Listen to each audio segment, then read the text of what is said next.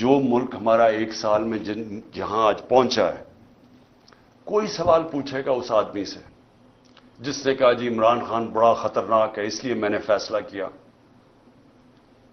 اور اس لیے اس نے فیصلہ نہیں کیا، اس نے فیصلہ اور وجوہات سے کیا تھا. وہ ایکسٹینشن اس کا بہت بڑا وجہ تھی، وہ اپنی ایکسٹینشن چاہتا تھا.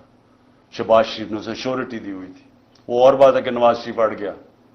پلان سارا ایکسٹینشن کا تھا. یہ سارا ڈرامہ اس کے لیے ہوا ہے، ذات کے لیے ہوا ہے. یہ ملک کو آج پہنچایا صرف اپنے ذاتی مفادات کے لیے، اور پوری سازش اس کے لیے کی گئی تھی. تو آج کوئی پوچھے گا اس کو کہ جدھر آج پاکستان ہے 9 لاکھ لوگ ہمارے پروفیشنل ملک چھوڑ کے چلے گئے ہیں یہ پچھلے چند مہینے میں. امید چلی گئی ہے پاکستان سے. شوکت خانم سے 4 ہمارے کنسلٹنٹس چھوڑ گئے ہیں. یاد رکھیں کہ جو کینسر کے ڈاکٹرز ہوتے ہیں دنیا میں ان کی ڈیمانڈ ہوتی ہے. بڑی مشکل سے ہم ان کو لے کے آتے ہیں پاکستان، کیونکہ ایک کہیں معمولی سا بھی جو آنکولوجسٹ ہوتا ہے کینسر کا ڈاکٹر، اس کی معمولی سے کہ بھی وہ تنخواہ ہوتی ہے جو ہم پاکستان میں نہیں دے سکتے. تو مشکل سے ان کو لے کے آئے. تو یہ جو حالات دیکھ کے 4 ہمارے ڈاکٹر چھوڑ کے چلے گئے، مایوس ہو گئے ہیں. تو کیا کوئی اس کو ذمہ دار ٹھہرائے گا کہ تکبر کے اندر فرعون بنا ہوا کہ میں نے فیصلہ کیا جی ملک کی بہتری کیا ہے، اور اس کے لیے آج جو ہمارے حالات ہیں کوئی ادارہ ذمہ دار ٹھہرائے گا؟ کیا یہ قانون سے اوپر ہے؟ ان کو کوئی پوچھ نہیں سکتا.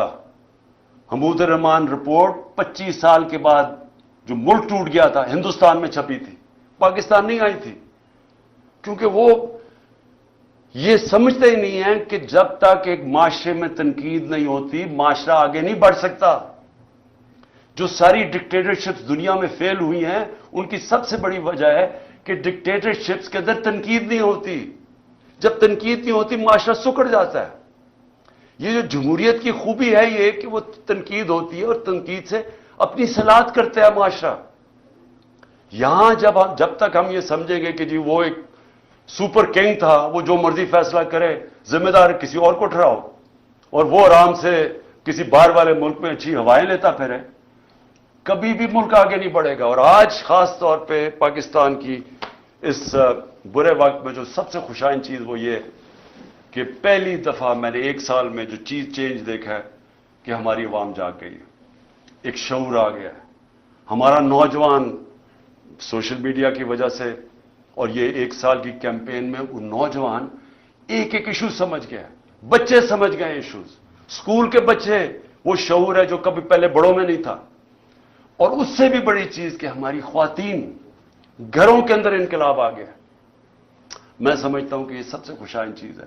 جب ایک قوم جاگ جاتی ہے اور جب اس کو سمجھ آ جاتی ہے حقیقی آزادی کیا ہے. حقیقی آزادی انصاف سے آتی ہے. جب ایک معاشرے میں آپ کے بنیادی حقوق کی حفاظت کرتا ہے آپ کے عدالتوں کا نظام، وہ لوگ آزاد ہو جاتے ہیں. وہ اس کو لیول پلینگ فیلڈ کہتے ہیں. وہ معاشری ترقی کرتے ہیں.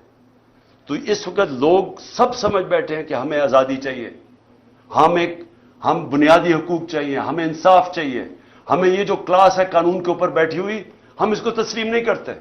یہ جو چھوٹے سے لوگ ہیں جو ملک کے فیصلے کرتے ہیں، چوری کریں تو NRO مل جاتا ہے، قانون توڑے تو اپنی FIR، ex prime minister FIR نہیں درج کروا سکتا کیونکہ وہ خاص کوئی آدمی تھا جس نے جو مرضی کرے تو اس کو ہمارا قانون کا نظام نہیں پکڑ سکتا. یہ ہے ظلم پاکستان کا. اور یہ جب تک چینج نہیں ہوگا ملک کا کوئی مستقبل نہیں ہے. جب تک ہم اس ملک میں رول آف لا نہیں لے کے آتے. 1 سال کا ہمارا تجربہ یہ ہمیں بتاتا ہے کہ رول آف لا جس معاشرے میں نہیں ہے اس میں تباہی ہے. اور 1 سال میں جو قتل ہوا ہے وہ رول آف لا قتل ہوا ہے. ان چوروں کو اوپر بٹھانے کے لیے اس ملک کے اوپر جو ظلم ہوا ہے وہ یہ ہوا ہے کہ ان کے لیے ایک اور قانون بن گیا ہے. ان کی ساری چوریاں معاف ہو گئی ہیں. وہ ایک خاتون پھری جاتی ہے، وہ کھلے عام عدلیہ کو برا بھلا کہہ رہی ہے، ججز کو برا بھلا کہہ رہی ہے.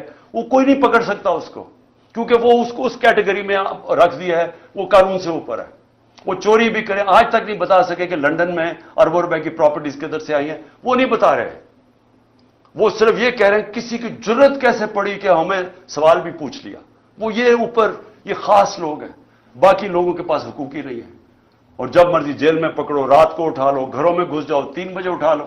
ایک ایکس پرائم منسٹر کے گھر 26 گھنٹے حملہ کیا غیر قانونی طور پہ، صرف اس کو یا اسے قتل کرنا تھا اور یا پکڑ کے جیل میں ڈالنا تھا، اور کوئی قانونی حیثیت نہیں تھی اس کی. آپ تماشا دیکھ رہے ہیں، ساری دنیا تماشا دیکھ رہی ہے. تو ہماری جو جنگ ہے حقیقی آزادی کی ہے، اور میں سمجھتا ہوں کہ کیونکہ قوم جاگ